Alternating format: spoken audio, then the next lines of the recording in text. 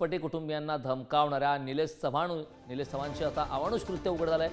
आरोपी निलेश चव्हाण ही त्यांच्या पत्नीचा अमानुष छळ करायचा। धक्कादायक माहिती आहे, स्पाय कॅमेराच्या साहाय्यानं स्वतःच्या पत्नीचेच अश्लील व्हिडिओ काढायचा। निलेश चव्हाण विरोधात 2019 साली पत्नीनंच पुण्यातील वारजे पोलीस स्टेशनमध्ये गुन्हा दाखल केला होता। तर वैष्णवी हगवणे प्रकरणात गुन्हा दाखल करण्यात आलेल्या निलेश चव्हाणचा इतिहास सुद्धा स्वतःच्या पत्नीच्या अमानुष छळाचा राहिल्याचं समोर आलं। संदर्भात ताजी अपडेट देण्यासाठी आपले प्रतिनिधी तुषार झरेकर आपल्यासोबत। तुषार, स्पाय कॅमेराच्या साहाय्याने स्वतःच्या पत्नीचे आक्षेपार्ह व्हिडिओ रेकॉर्ड करणाऱ्या निलेश चव्हाण या संदर्भात सुद्धा आता नवनवीन खुलासे, नवीन माहिती समोर येतात। काय अपडेट आहेत, काय घटना आहे सविस्तर? नक्कीच एकंदरीत जर आपण पाहिलं तर वैष्णवी हगवणे प्रकरणामध्ये गुन्हा दाखल करण्यात आलेला निलेश चव्हाणचा इतिहास जर आपण पाहिला तर त्या इतिहासामध्ये डोकवलं गेलं तर त्याच्यावरती अनेक खरं तर क्रिमिनल रेकॉर्ड त्याचे असल्याचं पाहायला मिळतंय। त्यातमध्ये सर्वात महत्त्वाचं जर आपण पाहिलं तर 2019 साली त्यांनी त्याच्यावरती पुण्यातील वारजे पोलीस ठाण्यात जो गुन्हा दाखल झाला होता त्या गुन्ह्यामध्ये त्याने स्वतःच्याच पत्नीचा स्पाय कॅमेऱ्याच्या द्वारे खरं तर रेकॉर्डिंग केलं असल्याचं पुढं आलं होतं। आणि त्यानंतर खरं तर त्याने माहेरची जी लोक आहेत त्यांनाही खरं तर त्यांनी बंदुकीच्या धाकाने, पिस्तूलच्या धाकाने खरं तर धमकावलं होतं।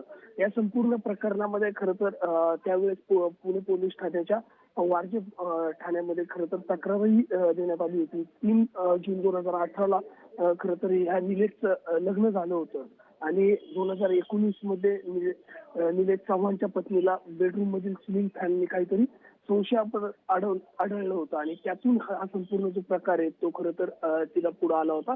आणि त्यात निलेश चव्हाणने आपल्या स्वतःच्याच पत्नीचा स्पाय कॅमेराद्वारे खरं तर रेकॉर्डिंग केलं होतं आणि ते आता ती घटना ही खरं तर पुढे येताना एकंदरीत पाहायला मिळतीये।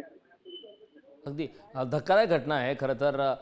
या संदर्भात जी माहिती आपल्या हाती आली आहे की निलेशच्या पत्नीला अनेक वेळा या संदर्भातला संशय सुद्धा आला होता। मात्र या तक्रारीचं पुढे काय झालं ज्यावेळी तक्रार दाखल करण्यात आली होती?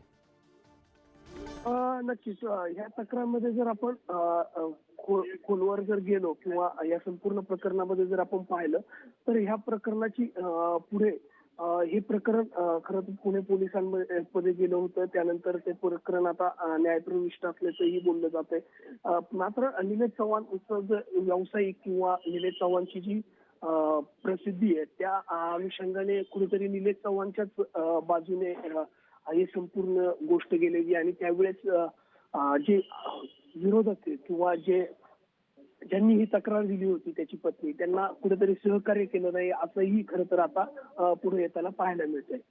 तुषार, आपल्याकडे जी माहिती आली आहे त्याप्रमाणे खरं तर पत्नीला संशय आला आणि त्यानंतर या संदर्भात माहिती पुढे मिळत गेली। आपल्याशी अशा जोडीला पुढील बातमीकडे खरं तर आपण पाहतो वैष्णवी हगवणे या प्रकरणात आता आत्महत्या प्रकरणात नवीन अपडेट आहे। आरोपी निलेश चव्हाण ही त्यांच्या पत्नीचा अमानुष पद्धतीनं छळ करायचा।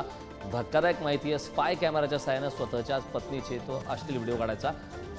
तुषार, खूप खूप धन्यवाद या महत्त्वपूर्ण अशा माहितीसाठी।